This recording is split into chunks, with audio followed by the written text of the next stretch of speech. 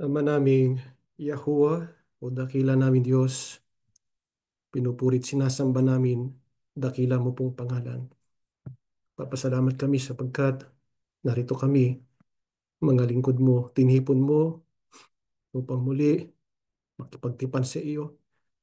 Maranasan namin ang iyong Espiritu, ang pagsama mo sa amin. Ama, muli pa po kami nag-aanyaya sa iyo. Babain mo kami ng iyong Espiritu. Bawat sambahayang natitipon po ngayon, ikaw ang aming inaasahan. Ikaw ang aming hangad sa mga sandaling ito. Hangad namin ang pagpapalakas mo sapagkat totoo, mabigat na magdala ng buhay. Maraming suliranin kinakaharap ang iyong mga lingkod na naglapit na po sa iyo. Kaya naman po, Ama, lagi kaming nanghahawak, tumitiwala sa pag-ibig, sa kapangyarihang taglay mo, sapagkat subok na subok namin kung paano ka kumikilos sa amin. Doon kami laging nanghahawak. Kaya naman ang pag-asa namin sa araw na ito ng iyong Sabat, kapahingahang hinahanap namin ng aming mga kalooban. Ama, kung baga maaari, lunasan ang bawat suliranin, bawat dalahin ng iyong mga lingkod, pagkat nais pa namin makapagpatuloy, makaganap ng aming mga saagutin. Nariyan din ang mga lingkod mo, may mga taglay na karamdaman. Ikaw ang may-ari ng aming buhay. Kaya kung kalooban mo pa, Ama, taglayin namin ang lakas at buhay namin. Itinitiwala namin sa iyong lahat ang kagalingan ng aming mga karamdaman. Muli po, mas basang patuloy ang aming mga puso sa pagtanggap namin ng iyong mga katwiran at katotohanan. Patuloy lagi siya naming baunin sa mga paglalakbay namin. Makarating kaming matagumpay sa dakilang araw.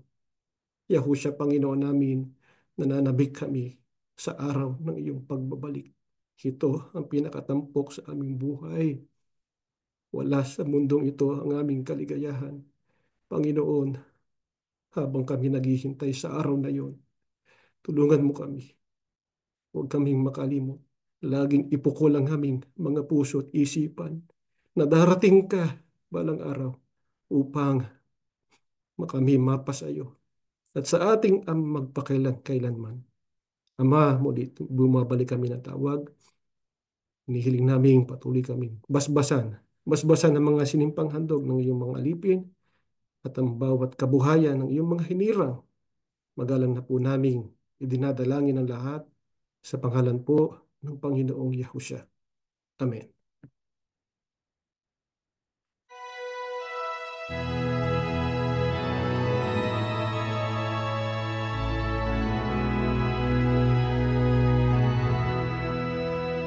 Ihahayag ko o Yahushua ang iyong pagsasakit, pinupulay ang iyong pag-ibig na walang may tutumbas. Sambahin ang iyong pangalan, puso ko'y nagdadala at maging karapat-dapat.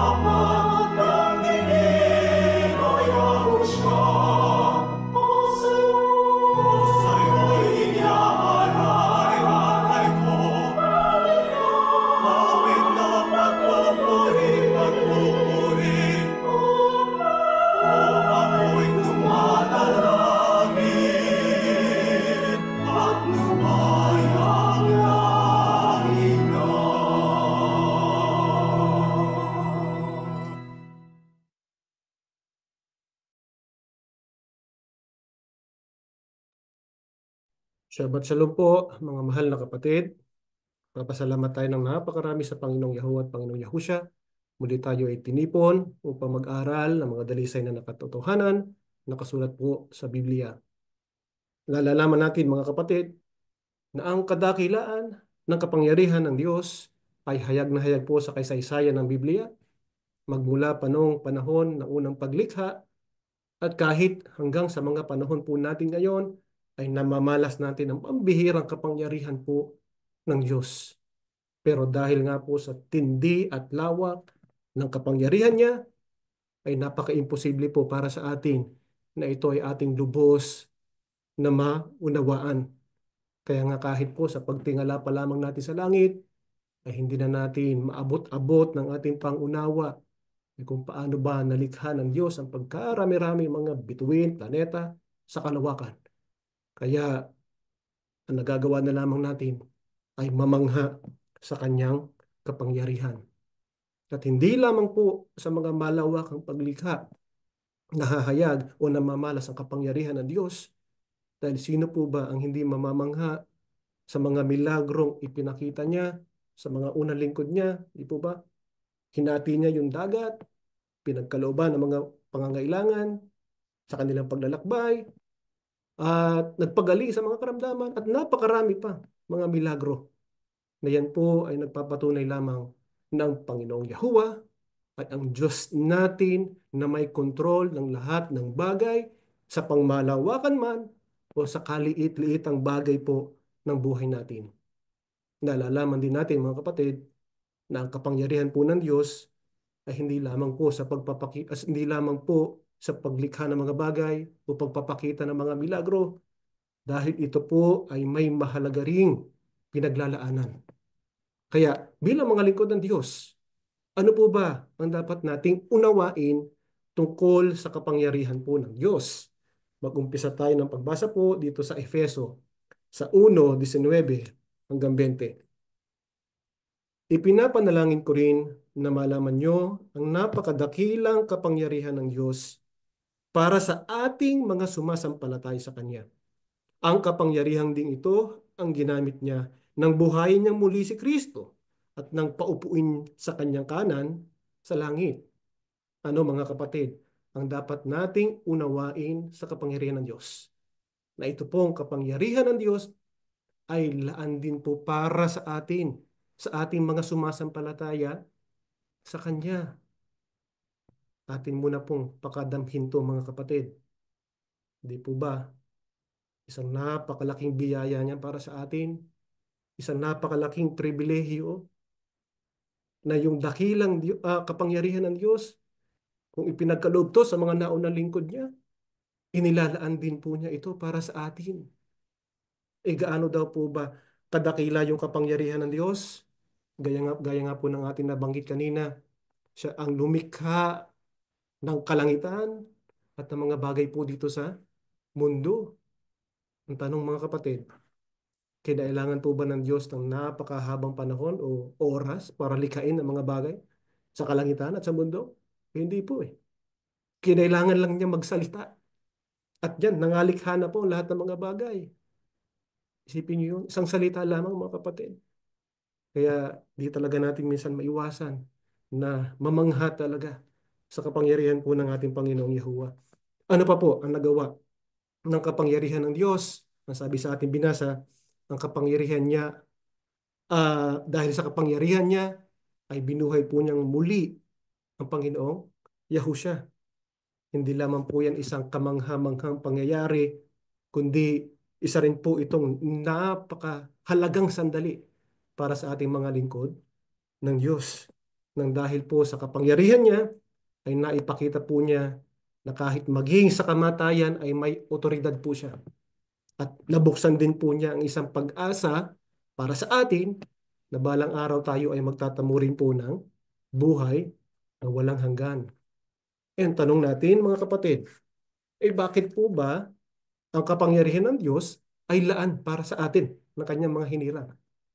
Juan 14:10 hanggang 12. Hindi ka ba naniniwala na ako ay nasa Ama at ang Ama ay nasa akin? Ang mga salitang sinasabi ko sa inyo ay hindi nanggaling sa akin kundi sa Amang nasa akin. Siya ang gumagawa ng mga bagay na ginagawa ko. Maniwala kayo na ako ay nasa Ama at ang Ama ay nasa akin. Kung ayaw ninyong maniwala sa sinasabi kong ito, maniwala man lang kayo dahil sa mga ginawa ko. Sinasabi ko sa inyo ang totoo. Ang sumasampalataya sa akin ay makakagawa rin ng mga ginagawa ko at higit pa rito ang magagawa niya dahil pupunta na ako sa Ama. Ang tanong natin, mga kapatid, bakit ang kapangyarihan ng Diyos ay para rin po sa atin? Sapagkat ayon mismo sa ating Panginoong Yahusha, magagawa po natin yung mga bagay na ginawa niya. At hindi lang yan, mas higit pa daw po nagawain ang magagawa kapag taglay natin ang kapangyarihan po ng Diyos. E alin po ba yung mas higit na gawain na tinutukoy dito ng Panginoong Yahusha? Ito po yung pagpapalaganap ng mga salita, pagtupad natin ng kanyang mga salita na umaakay sa tao patungo saan po? Sa isang iglesia po ba? O sa isang samahan ng mga relihiyon ngayon? Hindi po. Patungo sa Panginoong Yahuwah at Panginoong Yahusha. Ganun po. Kasi may mga relihiyon ngayon, ay ala namang naman nag-aakay ng tao ay para mapaanib sa kanilang samahan. Wala naman po masama kung halimbawa mga kaibigan, mga kakilala natin, mga kasama natin halimbawa dito sa assembly. Pero, ang pinaka tungkulin po talaga natin, tatandaan natin mga kapatid, ay lagi i-promote ang Panginoong Yahuwah at ang Panginoong Yahusha sa tao. E paano po natin? Paano natin magagawa ang na tungkulin na maipalaganap ang mga salita sa pamamagitan po ng kapangyarihan po ng Diyos? Juan 14:15 hanggang 17, kung mahal niyo ako, susundin niyo ang aking mga utos.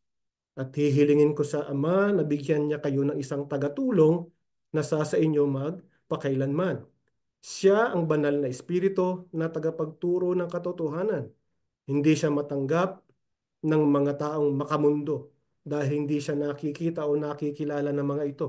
Pero kilala niyo siya dahil kasama niyo siya at sa inyo magpakailanman. Paano daw natin magagawa mga kapatid yung ating tungkulin? Tayo po ay binigyan po ng tagatulong. Sino po yon? Yan po yung banal na espiritu na tagapagturo ng katotohanan. Dahil sa pamamagitan lamang po ng Espiritu Santo, doon po natin mararanasan ang kapangyarihan po ng Diyos sa atin. Eh sino daw po, ayon sa Biblia, ang makatatanggap ng Espiritu Santo? Eh sila lamang po yung tunay na umiibig at sumusunod sa kautusan ng Diyos. Kaya sabi nga dito, napaka-imposible na matanggap ito ng mga taong makamundo dahil hindi nga po nila nalalaman, nakikilala ang katwiran at kalooban ng ating Panginoong Diyos. Kaya ano po ang inaasahan sa atin ngayon? Dahil tinaglay natin ang kapangyarihan ng Diyos, kinakailangan po, mga kapatid, maging masigasig, maging matapang na po tayo sa pamamahagi ng mga salita ng Diyos sa maraming tao at gumawa ng mga bagay na makaaakay sa kanila, papalapit sa Panginoong Yahuwah at Panginoong Yahusha. E paano po ba ang mabisang paraan para maakay natin ang tao sa Panginoong Diyos at kay Kristo? Sa Mateo 10:19 hanggang 20, ganito ang ating mababasa.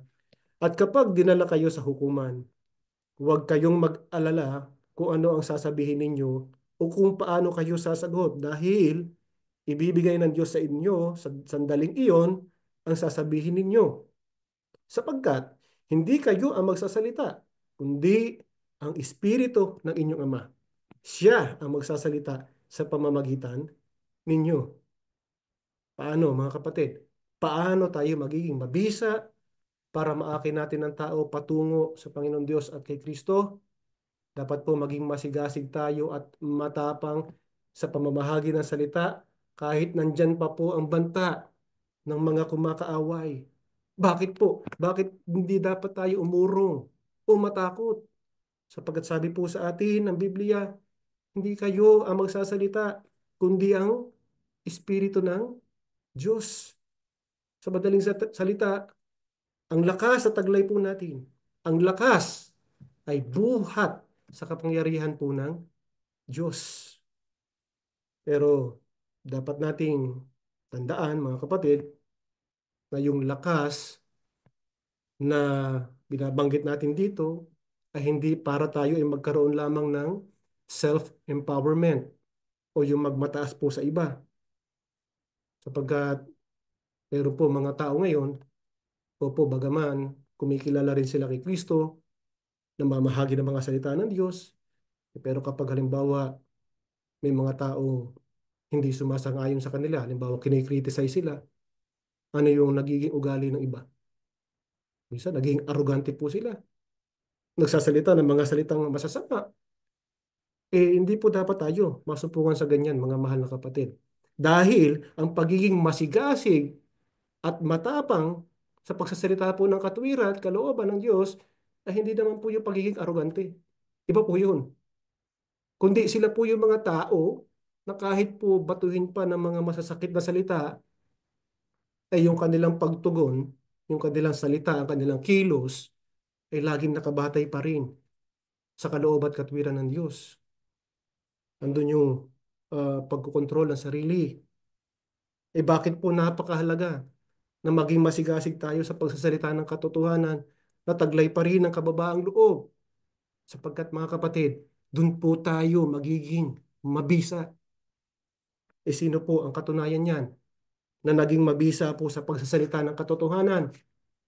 Gawa sa 8:8 hanggang 10. Pinagkalooban ng Diyos si Esteban ng pambihirang kapangyarihan. Kaya maraming himala at mga kamangha-manghang ginawa niya ang nasaksihan ng mga tao. Pero may mga taong kumalaban sa kanya. Ito ay mga Hudyong mula sa Cyrene, Alexandria, Cilicia at Asia. Mga miyembro sila ng sambahan ng mga Hudyo na tinatawag na sambahan ng mga pinalaya sa pagkaalipin. Nakikipagtalo sila kay Esteban, pero hindi nila kayang talunin si Esteban dahil binigyan siya ng karunungan ng banal na espiritu. Sino po yung halimbawa mga kapatid na nagsalita na naging mabisa sa pagsasalita ng katwiran ng Diyos? Kilala natin mga kapatid si Esteban. Isa po siyang may tungkulin noon sa unang iglesia. Siya pong napakatalinong may tungkulin, napuspos po ng Espiritu Santo. Kung kaya naman po yung sa panahon nila ay talagang dumagana po ang salita ng Diyos at marami po ang sumampalataya sa Panginoong Yahushua dahil nga po masigasig sila sa pangangaral ng salita ng Diyos. Pero syempre, di naman po naging madali ang lahat para kay Esteban sa mga kapatid noon sapagkat kaliwat kanan din po ang pagbati ko sa kanila ng mga Hudyo noon. Dumating pa nga po sa punto, sabi dito, nakikipagtalo sila kay Esteban. Pero po anong nangyari? Dahil po nga po sa pambihirang kapangyarihan na kaloob po ng Diyos kay Esteban, hindi po nila magawang talunin tong si Esteban. Eh, alam niyo po ba mga kapatid, ano ang ginawa ng mga Hudyo noon? Dahil hindi nga po nila matalo to si Esteban. Ayun, ginawan po nila ng istorya itong si Esteban na di umano ay nilalait niya si Moises at ang Diyos. Kaya yung maraming tao noon, nagalit po sa kanya. Pero alam nyo ba ang naging reaksyon ni Esteban matapos pong gawin sa kanya yung mga bagay na yon? Aba, nung dinala po siya sa Sanhedrin, alam niyo po ba anong napansin nila sa mukha ni Esteban? Yung mga, ano napansin ng mga pinuno ng Sanhedrin? Sabi nila, aba, parang nakakita sila anya ng mukha ng anghel. Iisipin niyo yun mga kapatid. O siguro kung sa atin nangyari yun, marami na po siguro. O mga mukha po siguro natin, di na may pinta sa galit. Pero iba po si Esteban. Nanatili pa rin yung kanyang kababaang loob, yung kanyang kahinahunan. At kahit nasa tagpong siya po ay pinagbababato na ng mga tao, ano pa rin po ang nasabi ni Esteban? Ang sabi niya sa Panginoong Yahushua, Panginoon, magbupusa ng papanagutin sa mga kasalanan ito at mga taong to. Nawa mga kapatid, maging huwaran natin itong si Esteban. Sapagkat pagpapatunay lamang po yan na tunay na taglay po talaga niya ang kapangyarihan ng Diyos. Dahil ang kapangyarihan po ng Diyos, mananatili lamang yan sa mga taong may kababaang loob na tunay na umiibig po sa Kanya. At kapag nagawa po natin yan, magiging mabisa tayo para mailapit ang tao sa Panginoong Yahuwah at sa Panginoong Yahusha. Ano po ba, mga kapatid, ang naiipakita natin kapag masigasig tayong nangaral para mailapit ang tao sa Diyos at kay Kristo? Gawa 4:13. Kanilang nakita ang katapangan ni na Pedro at Juan at nalaman nilang sila ay mga lalaking hindi nakapag-aral at hindi naturuan. Nang makita nila ito, sila ay namangha at nakilala nilang sila ay nakasama ni Yahusha. Ano ang naipapakita natin, mga kapatid? Kapag masigasig tayo sa pangangaral ng mga salita ng Diyos, naipapakita lang po niyan na tunay ngang kasama natin ang Panginoong Yahusha sa buhay po natin. Kagaya po ni Esteban, sina Apostol Pedro, Apostol Juan, ay kilala rin po sa katapangan sa pangangaral ng mga salita ng Diyos. Mga ordinaryong tao lamang po sa lipunan na sabi nga po sa Biblia, hindi nakapag-aral, hindi naturuan. Pero hindi po naging hadlang yun, mga kapatid, para magampanan nila yung kanilang mga tungkulin. Sapagkat yung kanilang lakas, yung karunungan, eh hindi naman po nagmula sa mundong ito, kundi buhat po yun sa langit. Kaya kapag nagawa po natin maging masigasig, matapang, walang pag-aalinlangan na maipangaral ang salita ng Diyos, na isa sa publiko natin yung pagkilala natin sa Panginoong Yahusha, sa Panginoong Yahuwah, tiyak po, isang mabisang patotoo yan na tunay ngang kasama natin ang Panginoong Yahuwah at ang Panginoong Yahusha. Ipagpapatuloy po ang ating pag-aaral. Shabbat Shalom po mga mahal na kapatid. Sa ating pagpapatuloy, ang susunod na tanong na ating sasagutin ay ganito. Ano pa ang isang gawain na nagbibigay ng inspirasyon sa mga tao upang maniwala na ang kapangyarihan ni Yahuwah Diyos at ni Yahushua HaMashiach ay nasa atin? Pakinggan po natin ang sagot ng ating hari. Dito po sa Aklat ng Juan 13:34 hanggang 35. Kaya isang bagong utos ang ibinibigay ko sa inyo. Magmahalan kayo. Kung paano ko kayo minamahal, ganoon din dapat ang pagmamahal nyo sa isa't isa. Kung magmamahalan kayo, malalaman ng lahat ng tao na mga tagasunod ko kayo. Ano pa ang isang gawain o paraan na magpapatunay na ang kapangyarihan ni Yahuwah Diyos at ni Yahushua HaMashiach ay nasa atin? Ang sagot po, mga mahal na kapatid, ay mahalin natin ang isa't isa. Kung mamahalin natin ang bawat isa, tayo po ay nagiging kasangkapan sa ikahahayag ng kapangyarihan ng Diyos at ng Masiyak. Anong uring pagmamahal ang dapat nating iukol sa isa't isa? Ang sabi ng ating hari, kung paano ko kayo minamahal, ganun din dapat ang pagmamahal nyo sa isa't isa. Mga kapatid, ibig ng ating hari na ang ating pag-iibigan sa isa't isa ay magsilbing pinakamabuting halimbawa para sa iba. Kung gagawin natin ito, nagbibigay tayo ng makapangyarihang patotoo na ang Masiyak ay nananahan sa atin at ang kapangyarihan ng Diyos ay kumikilos din sa atin. Ano po ang dapat nating tandaan o isaalang-alang lagi? Tayo po ay inuutusan na magmahalan. Ang pagmamahal sa isa't isa ay isang bagong utos na binigay ng ating hari. Isa po itong obligasyon, mga kapatid. Ano pa ang dapat nating gawin upang matupad natin ang utos at obligasyon na binigay ng ating hari? Sa aklat po ng Mateo 5:44 hanggang 45. Ngunit sinasabi ko sa inyo na mahalin ninyo ang inyong mga kaaway at ipanalangin ninyo ang mga umuusig sa inyo. Kung gagawin ninyo ito, magiging tunay na anak kayo ng inyong Ama na nasa langit. Sapagkat hindi lang sa mabubuting tao niya pinapasikat ang araw, kundi pati na rin sa masasama.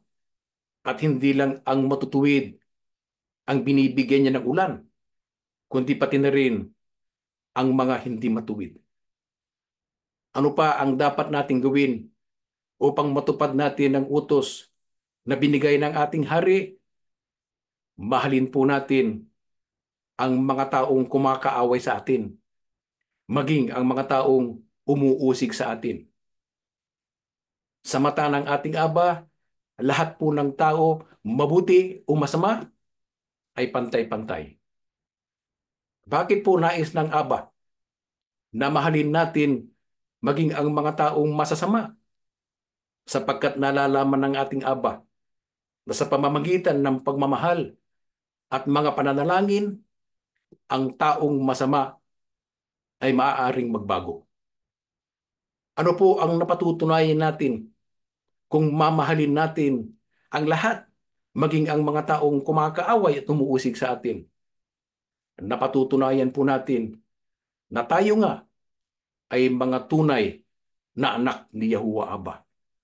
Ang pananalangin at pagmamahal sa mga taong umuusig at kumakaaway sa atin, mga kapatid, ay katumbas po ng pagiging saksi at pagbibigay ng patutuo sa kapangyarihan ng Diyos at ng Masiyak. At gusto po naming ipabatid sa ating mga kapatid na kasalukuyang may pinagdadaan ng mga pagsubok, lalong-lalo na po dyan sa bansang Pilipinas. Nais po naming tandaan ninyo, hindi po kayo nag-iisa, mga kapatid. Wala man po kami sa inyong mga tabi, subalit marami po kayong mga kapatid sa iba't ibang panig ng daigdig na nag-aalala. Lagi po kayong bahagi ng aming mga panalangin sapagkat mahal na mahal po namin kayo.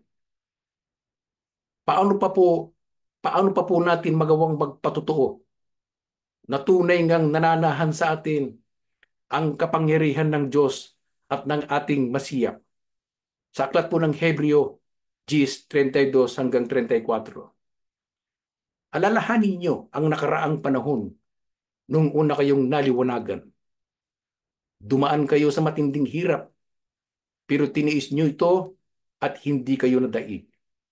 Kung minsan, inaalipusta kayo at pinag-uusig sa harapan ng mga tao.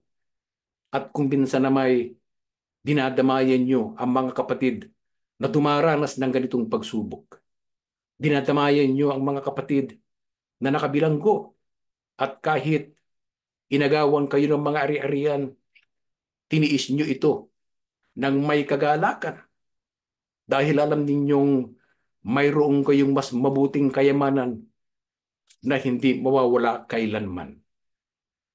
Paano pa po natin magawang magpatotoo na tunay ngang nananahan sa atin ang kapangyarihan ng Diyos at ng Masiya sa pamamagitan po ng katapatan? Sa gitna ng mga matitinding pagsubok na ating pinagdadaanan, tayo po ay nananatiling tapat. Hindi humihina ang pananampalataya, lalong tumatatag ang pag-asa at walang humpay sa pagsunod, pagtuturo at pagpapahayag ng mga kautusan ng Diyos. May mga pagkakataon po, mga kapatid, na dahil sa sobrang bigat ng ating pinagdadaanan, kung ano-anong pagpapalagay ang ating iniisip at sinasabi. Siguro, kaya tayo naghihirap dahil pinabayaan na tayo ng Diyos. At dahil dito, lalong lumalala ang ating mga kahinaan, lalong tumitindi ang ating panlulupaypay. Ano po ang dapat nating maintindihan tungkol sa mga pagsubok? Bakit po pinapahintulutan ng ating Aba na tayo ay magdanas ng mga pagsubok sa buhay? Ikalawang Korinto 1:8 hanggang 10. Mga kapatid, gusto naming malaman ninyo ang mga paghihirap na dinanas namin sa lalawigan ng Asya. Napakabigat na mga dinanas namin doon. Halos hindi na namin nakayanan at nawalan na kami ng pag-asang mabuhay pa. Ang akala namin, ang akala namin noon ay katapusan na namin. Ngunit nangyari ang lahat ng iyon para matuto kami na huwag magtiwala sa aming sarili, kundi sa Diyos na siyang bumubuhay ng mga patay. Iniligtas niya kami sa malagim na kamatayan at patuloy niya kaming ililigtas. At umaasa kami na patuloy niyang gagawin ito. Bakit po pinapahintulutan ng ating Aba na tayo ay magdanas ng mga pagsubok sa buhay? Ang sagot po ay upang tayo ay matutong magtiwala sa kapangyarihan ng Diyos. Ang mga salitang binubuhay ang mga patay ay sumasagisag sa kapangyarihan ng Diyos. Ang ibig sabihin nito ay walang imposible sa Diyos. Sa pamamagitan ng kanyang kapangyarihan, lahat ay kaya niyang gawin. Kaya sa panahon ng mga pagsubok, huwag tayong magtiwala sa ating mga sarili. Sa halip, sa Diyos po tayo magtiwala.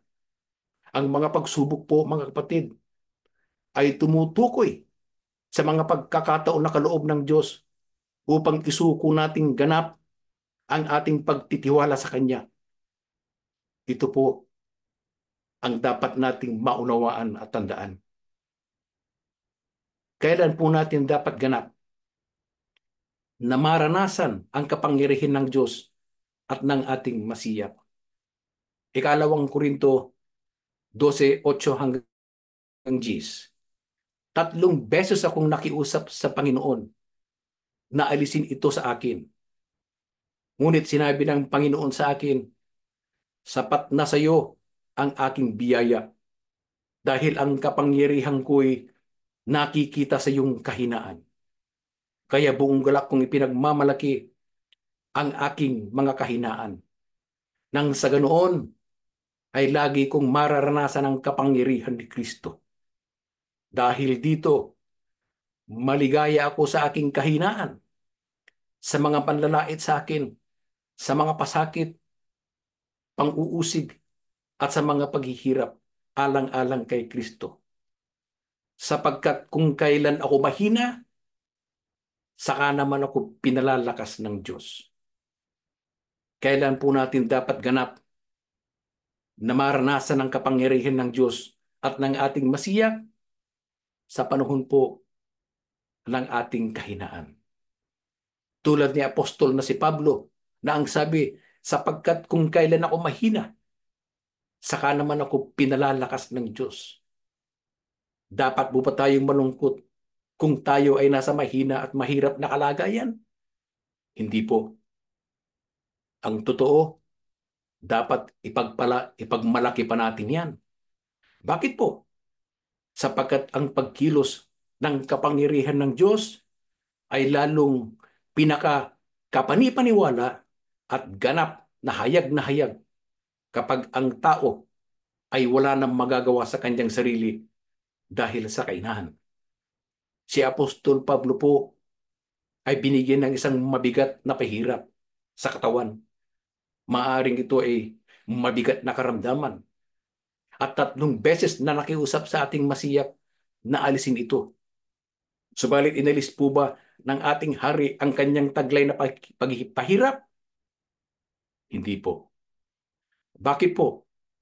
Ang sagot po ay sapagkat ang kahinaan ay ang pinakamagandang pagkakataon upang una, mahayag ang ating kababaan ng loob at katapatan, at pangalawa, upang mahayag lalo ang pagkilos ng kapangyarihan ng Diyos at ng ating Masiya. Sa ibang salita, kung kailan tayo mahina, mga kapatid, doon naman tayo nagiging makapangyarihan at malakas na saksi na magbibigay ng mabisang patutuo sa kapangyarihan ng Diyos at ng ating Masiya. Ano po ang maaasahan natin kung hahayaan natin na kumilos ang kapangyarihan ng Diyos at nang masiyak sa atin? Mga huling talata po, Efeso 3:20 hanggang 21. Purihin natin ang Diyos na makakagawa ng higit pa sa hinihingi o inaasahan natin sa pamamagitan ng kapangyarihan niyang kumikilos sa atin. Purihin natin siya magpakailanman dahil sa mga ginawa niya para sa iglesia na na kay Kristo Yahusya. Amen. Ano po ang maaasahan natin kung hahayaan natin na kumilos ang kapangyarihan ng Diyos at nang masiyak sa atin? Batay po sa karanasan ni Apostol Pablo, makakatanggap tayo ng mga biyaya na higit pa sa ating hinihingi o inaasahan.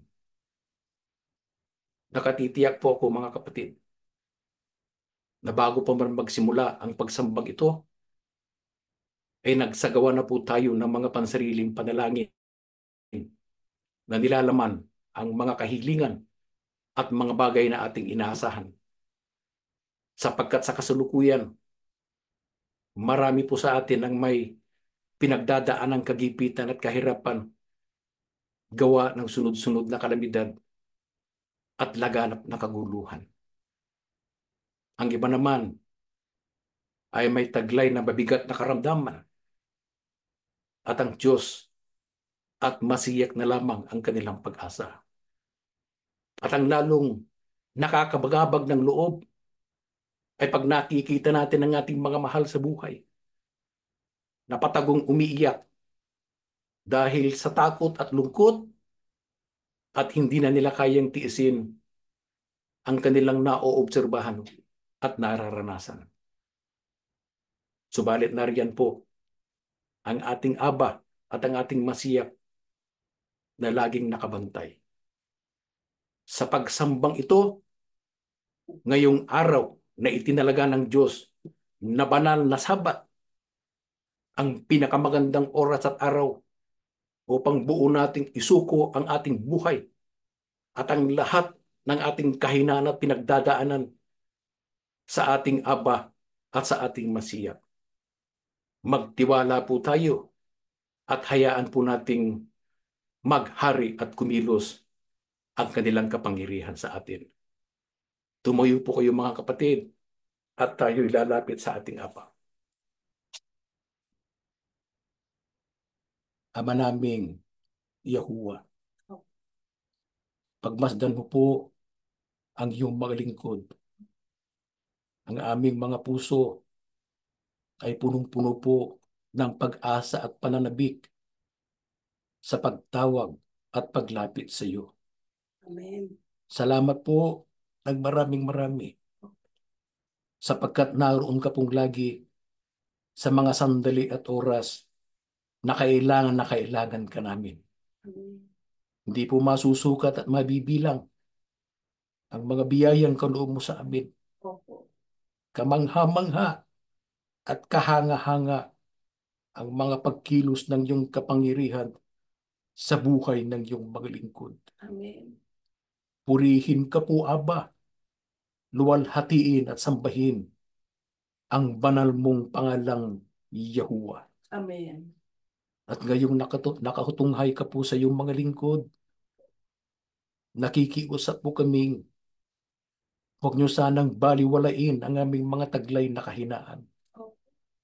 Batid po namin na kung ganito man ang aming kalagayan, ay hindi dahil sa nais mo na kami ay masaktan. Hindi po dahil sa gusto nyo na kami ay nahihirapan. Ang kalooban at layunin mo po ay mabuti at mahalaga. Amen. Kaya anuman ang kasalukuyang pinagdadaanan namin, ito po ay pinagpapasalamat namin sapagkat nabigyan kaming muli ng mga pagkakataon na maging mabisa at malakas na saksi sa pagkilos ng iyong kapangyarihan. Amen. Sa bisa po ng dugo ng iyong bugtong na anak na dumanak at nabuhos doon sa cross, nakikiusap mo kami sa iyo, Aba. Maghimala ka po sa oras na ito. Opo. Wala pong imposible sa iyo, Aba. Ang sangkalangitan at ang sanglibutan Opo. at lahat ng mga bagay na naroroon ay nalikha sa pamamagitan lamang ng iyong salita. Amen. Sa mga sandaling ito, nakikiusap po ang iyong mga lingkod. Opo. Maaari po bang sabihin niyo po ang mga salitang magbibigay sa amin ng kapahingahan? Ang mga nagdaranas ng kahirapan, tulungan at ibangon mo po sila. Ang mga nasa panganib, ingatan at iligtas mo sila. Ang mga lingkod mong nasa kaguluhan at nagugulumihanan, bigyan mo po sila ng gabay at kapayapaan. At ang mga lingkod mong may taglay na mabigat na karamdaman, ibalik po ang kanilang lakas at kalusugan. Hindi ka po namin inuutusan. Inihahayag lamang po namin ang aming ganap na pagtitiwala sa magagawa ng iyong kapangyarihan. Amen. Higit sa lahat, nais po naming patunayan sa iyo, Aba, Opo. na totoong napakahalaga sa amin ang pagkakaroon ng kaugnayan sa makapangyarihang Diyos at Ama na nasa langit. Amen. Panginoong Yahushua, ganap din po namin kinikilala at sinasampalatayanan Opo. ang taglay mong kapangyarihan. Ikaw po ang may hawak ng aming kaligtasan. Opo. Ikaw po ang buhay na walang hanggan. Kung nakikita mo man kaming natatakot gawa ng mga pagsubok, Opo. hindi dahil sa pinagdududahan namin ang iyong kapangyarihan. Opo. Natatakot po kami dahil baka po mayroon ka pong ikinasasama ng loob Opo. at nagtatampo sa amin. Inihiling po namin, loobin mo sanang mangyari ang aming mga kahilingan. Opo. Pakiusap at magpatawad ka po sa aming mga kasalanan. Amen. Dagdagan mo pa po ang aming buhay at lakas sapagkat nais pa po naming makapiling ang aming mga pamilya Opo. at sa pamamagitan ng bawat isa ay madadama at mahahayag ang iyong pag-ibig at ang pag-ibig ng ating Ama. Amen. Basbasan mo po ang bawat sambahayan. Opo. Bantayan ang mga isip at puso ng aming mga anak at mga kabataan Opo. at mamalagi ang kalakasan at kalusugan ng lahat ng mga magulang. Amen. Aba Yahuwah, ingatan mo pong lagi ang assembly ng iyong mga lingkod, Opo. maging payapa, matagumpay at mabisa Opo. ang lahat ng aming mga gawain. Amen. Matatag po ang aming pag-asa na mamamalaging hayag ang pagkilos ng iyong kapangyarihan sa aming buhay Opo. sapagkat ang lahat ay hinihiling namin sa pangalan ng iyong bugtong na anak na si Yahushua HaMashiach. Amen. Amen.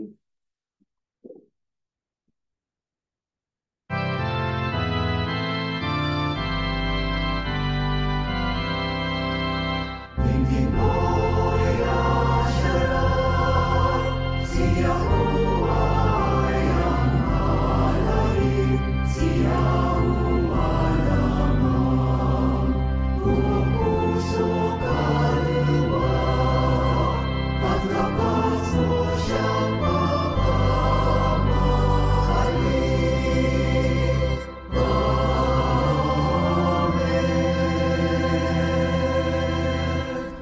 Ang walang malyo na pag-ibig at masaganang awa ni Yahuwah Abba, ang biyaya at kapangyarihan ni Yahushua HaMashiach, at ang laging paggabay ng banal na Espiritu sumaating lahat ngayon at magpakilanman. Amen.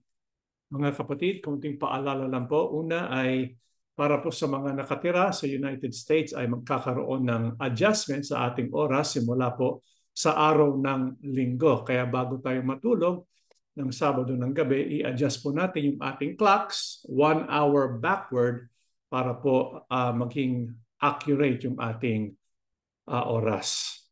Ito po ay mahalaga ito mahalagang malaman rin ng iba sapagkat yung PST time natin magkakaroon ng adjustment. Kaya ipalalagay namin sa Facebook yung mga times ng ating Bible studies at pagsamba para sa susunod na next week.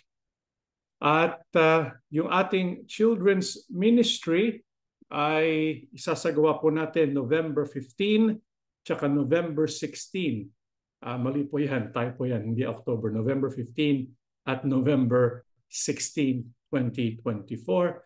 At bilang panghuli, meron po tayong inihahandang Feast of Dedication Special Worship Service. Ito ay para sa ating 4th anniversary of the Assembly of Yahushua.